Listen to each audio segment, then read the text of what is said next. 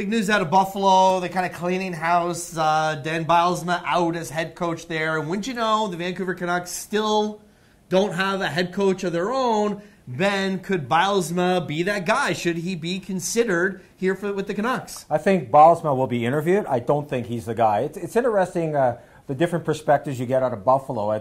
Everybody thought that, you know what, Bylsma was going to be the scapegoat for everything that went wrong. At the year-end press conference, the GM said, well, he's my coach for today. Well, guess what? You were the GM for the day. Everything's up for negotiation in Buffalo. You've got a young, impressionable guy, Eichel, who behind the scenes, people are saying he's the guy that's kind of stirring the drink in Buffalo because you have a very emotional owner.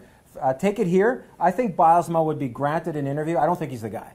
But if the Canucks are going to do this due diligence thing, it would behoove them, because when they actually have that press conference to tell them, we talk to everybody, Bylsma will be one of the guys, but he's not the guy. Of course, this also opens up a spot potentially for Travis Green, the kind of hotshot, up-and-coming coach that a lot of people think is going to be the next head coach of the Vancouver Canucks, except he's still not that guy right now. We're into week 2 of their search. I do wonder maybe if they're waiting too long and they end up getting scooped by a team like, say, the Sabres, who has a pretty good roster collection of young players, and it's a job that may be more appealing to a Travis Green type than, say, the Vancouver Canucks, where he's going to have his work cut out for him. But I also wanted to ask you about Dave Lowry. Here's a guy from the island who has been, there's a lot of talk behind the scenes, reports that he potentially could be hired in Vancouver, maybe not as a head coach, though possible, but also as an assistant. Where do you see Lowry fitting in, and could you see him working well with this group of young players the Canucks are trying to put together? Well, here's the thing about Lowry. There is interest. I mean, you got to connect the dots in this business. Dave Lowry played with Jim Benning. He played with Stan Smeal on the edition of the Canucks back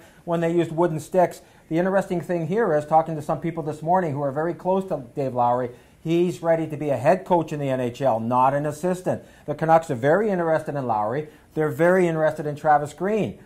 There's not room for 2 guys behind the bench to be the head coach. Is one guy willing to be the assistant? I'm told no. But they may also have an opening in Utica. If Travis gets the job here, maybe Lowry goes to Utica. But having said that, I do agree with you. There's a buzz about Travis Green. There was in Colorado last year. There was to a degree in Anaheim. You're going to lose this guy unless you lock it up. So that window, that long search for a coach, I think it's going to get more narrow.